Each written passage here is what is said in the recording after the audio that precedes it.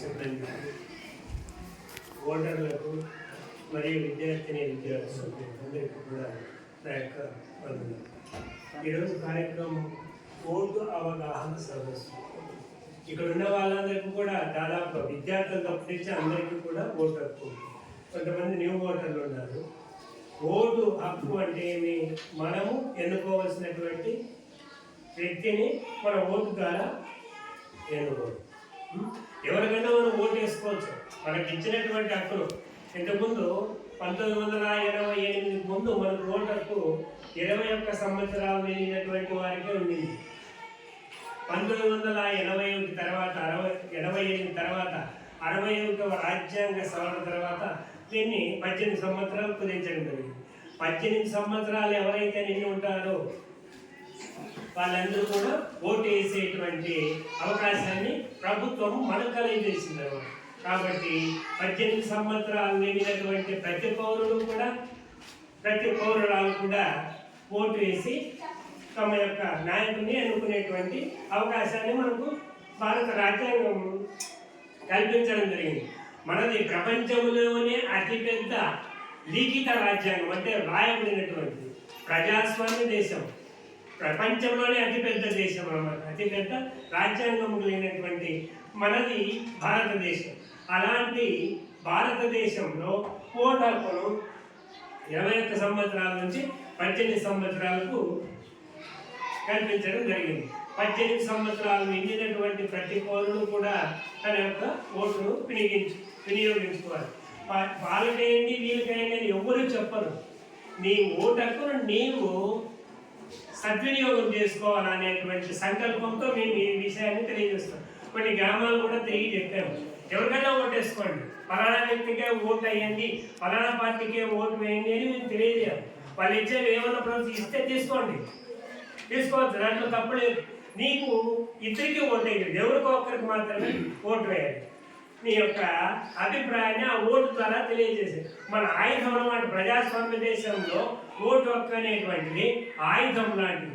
ఈ ఆయుధాన్ని ఉపయోగించి మనము దేశం యొక్క రాజ్యాంగాన్ని నిర్మించుకునేటువంటి హక్కు మన భారతదేశంలో ఉంది, ప్రజాస్వామ్య దేశంలో ఉంది. ఈ అవకాశాన్ని కల్పించినటువంటి పౌర సేవా సమితికి, సార్ అందరికీ కూడా, సచివాలయ సిబ్బందికి అందరికీ కూడా నా యొక్క హృదయపూర్వక ధన్యవాదాలు తెలియజేస్తున్నాను. ఓటు అవగాహన సదస్సు అనే కార్యక్రమానికి విచ్చేసినటువంటి గ్రామ పెద్దలు, గౌరవనీయులు, ప్రైవేట్ టీచర్ అయినటువంటి జీలకర్ర శివరాం గారికి, మరియు సచివాలయ సిబ్బంది మేడం గారు, సెక్రటరీ గారు, పిఆర్ఓ గారు, ఇంజనీర్ గారు, మరియు గ్రామ పెద్దలు, అంగన్వాడీ టీచరు, గ్రామ ప్రజలందరికీ, సేవా సమితి, ముఖ్యంగా సేవా సమితి అసాపుర గ్రామంలో ఏ చిన్న పని చేయాలన్నా, ఒక రాజకీయంగా కాకుండా మిగతా ఎంత మంచి పని చేయాలన్నా ఇంకా గ్రామ ప్రజలు చాలా మంది తెలుసు.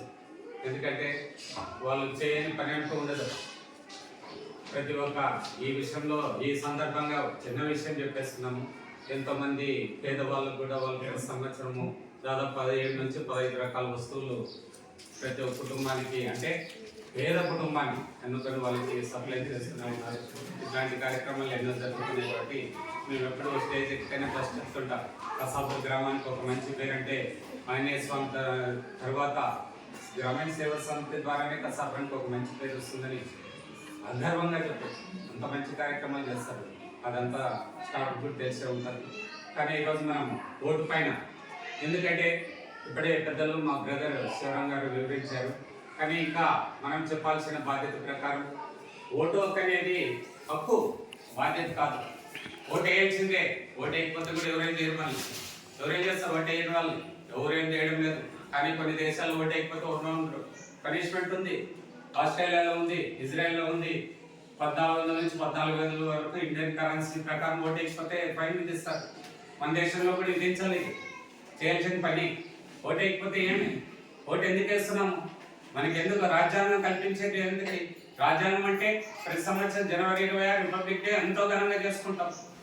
ఎన్నో దేశాలు తిరిగినారు వాళ్ళు. అంబేద్కర్ తన యొక్క యూనిట్ మొత్తం కలిపి ఎన్నో దేశాలు తిరిగి మన దేశానికి ఇంత పెద్ద రాజ్యాంగాన్ని రూపొందించారు. ప్రపంచంలోనే పెద్ద రాజ్యాంగం, ప్రపంచంలోనే పెద్ద ప్రజాస్వామ్యం. ఇటువంటి ప్రజాస్వామ్యంలో మనం ఓటు హక్కు వినియోగించుకోకపోతే ఎందుకు వినియోగించుకోవాలి? ఇప్పుడు మన కసాపురం గ్రామం ఉంది, గ్రామ సర్పంచ్ ఉన్నాడు, గ్రామానికి పెద్ద, రాష్ట్రానికి పెద్ద. ఓటు అవగాహన సదస్సు అనే కార్యక్రమానికి విచ్చేసినటువంటి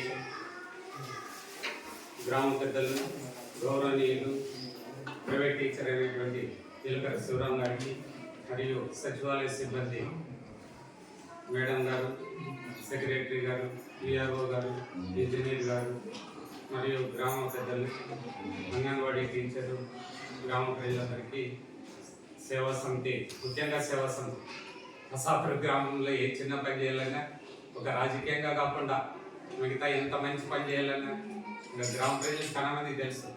ఎందుకంటే వాళ్ళు చేయని పని అంటూ ఉండదు.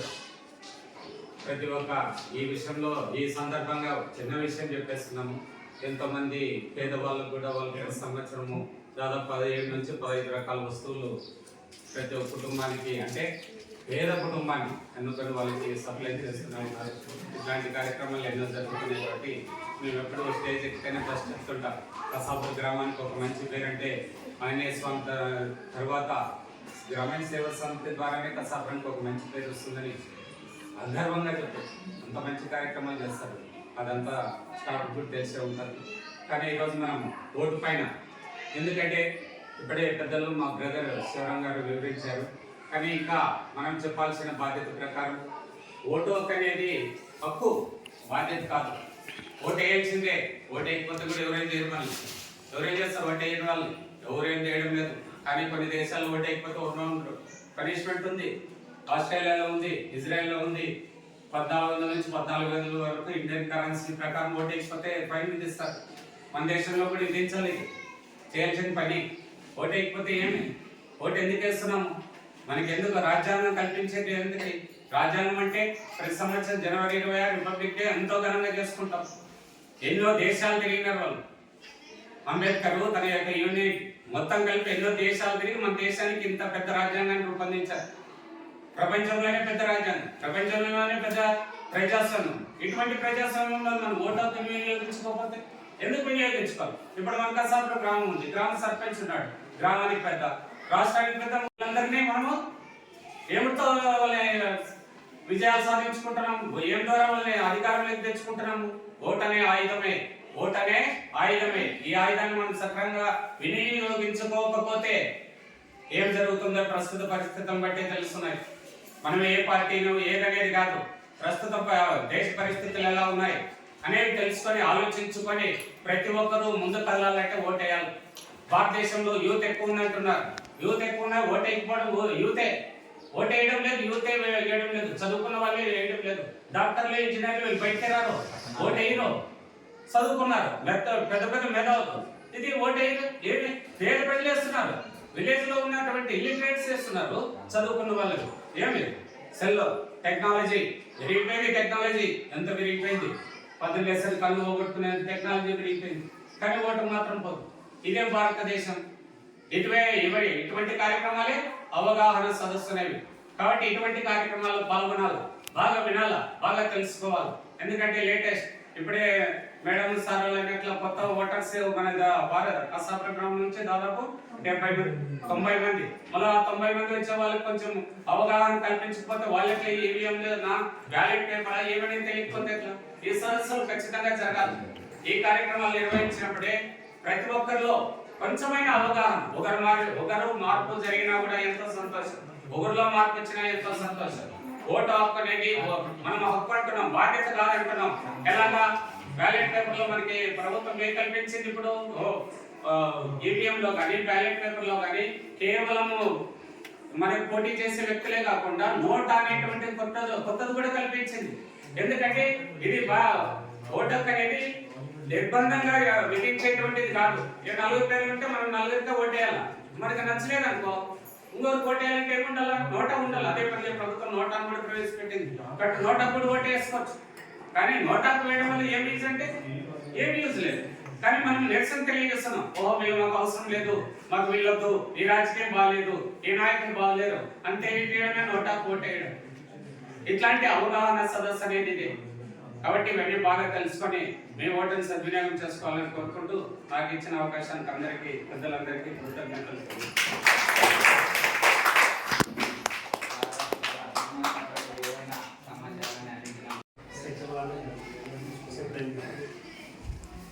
ఓటర్లకు మరియు విద్యార్థులకు అందరికీ కూడా నా యొక్క వందనాలు.